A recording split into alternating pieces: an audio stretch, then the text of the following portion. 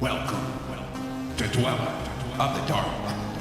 We are wicked wizards demanding the resurrection of the yellowed and blackened bones of forgotten masters of horror, science fiction, fantasy, and beyond. Subscribe, comment, like, or I'll send the vampire hellhound to rip your heart out.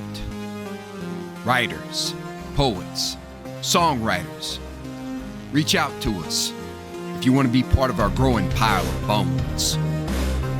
Writing, ghostwriting services on Upwork and Fiverr. We've had a 98% successful completion rate for projects. Contact links below. Children of horror, legion of ghouls. The season of Halloween has arrived.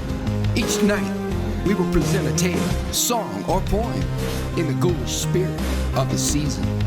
For day 13, we proudly present Ambrosebierce's STALEY FLEMING'S HALLUCINAtion, dedicated to the horror giant Thomas Swafford, to the devilish creator of Wandering Oscar Stephen Sinclair and his leering brother David Sinclair, to that striking viper Cole Marie, midnight howler David Smith, to the scribe of archaic texts Naya Nomoko, and that wicked wizard from the east and master of the tarot cards, Frank Monday, devilishly devoted to horror and Halloween. May your souls always be. STALEY FLEMING'S HALLUCINAtion by AMBROSEBierce.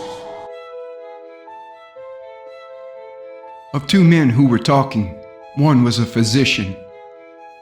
"I sent for you, doctor," said the other, "but I don't think you can do me any good. Maybe you can recommend a specialist in psychopathy. I fancy I'm a bit loony." "You look all right," the physician said. "You shall judge. I have hallucinations. I wake every night and see in my room, intently watching me, a big black Newfoundland dog with a white forefoot." "You say you wake. Are you sure about that? Hallucinations are sometimes only dreams." "Oh, I wake all right. Sometimes I lie still a long time, looking at the dog as earnestly as the dog looks at me. I always leave the light going. When I can't endure it any longer, I sit up in bed, and nothing is there." What is the beast expression? It seems to me sinister. Of course, I know that, except in art, an animal's face in repose has always the same expression. But this is not a real animal. Newfoundland dogs are pretty mild looking, you know. What's the matter with this one? Really? My diagnosis would have no value. I am not going to treat the dog. The physician laughed at his own pleasantry, but narrowly watched his patient from the corner of his eye. Presently he said, "Fleming, your description of the beast fits the dog of the late Atwell Barton." Fleming half rose from his chair, sat again, and made a visible attempt at indifference. "I remember Barton," he said. "I believe he was. It was reported that.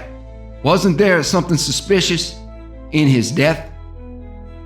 Looking squarely now into the eyes of his patient, the physician said, "3 years ago, the body of your old enemy, Atwell Barton, was found in the woods near his house and yours. He had been stabbed to death. There had been no arrest. There was no clue. Some of us had theories. I had one. Have you?" I? Why, bless your soul, what could I know about it? You remember that I left for Europe almost immediately afterward, a considerable time afterward. In the few weeks since my return, you could not expect me to construct a theory. In fact, I have not given the matter a thought. What about his dog?" It was first to find the body. It died of starvation on his grave. We do not know the inexorable law underlying coincidences. Staley Fleming did not, or he would perhaps not have sprung to his feet as the night wind brought in through the open window the long wailing howl of a distant dog. He strode several times across the room in the steadfast gaze of the physician. Then, abruptly confronting him, almost shouted, "What has all this to do with my trouble, Dr. Halderman? You forget why you were sent for." Rising, the physician laid his hand upon his patient's arm and said gently, "Pardon me. I cannot diagnose your disorder offhand. Tomorrow, perhaps. Please go to bed, leaving your door unlocked. I will pass the night here with your books. Can you call me without rising?" "Yes, there is an electric bell." "Good. If anything disturbs you, push the button without sitting up. Good night." Comfortably installed in an armchair, the man of medicine stared into the glowing coals and thought deeply and long, but apparently to little purpose, for he frequently rose and, opening a door leading to the staircase, listened intently, then resumed his seat. Presently, however, he fell asleep, and when he woke, it was past midnight.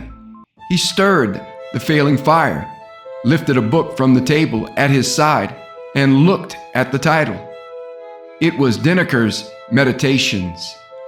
He opened it at random and began to read.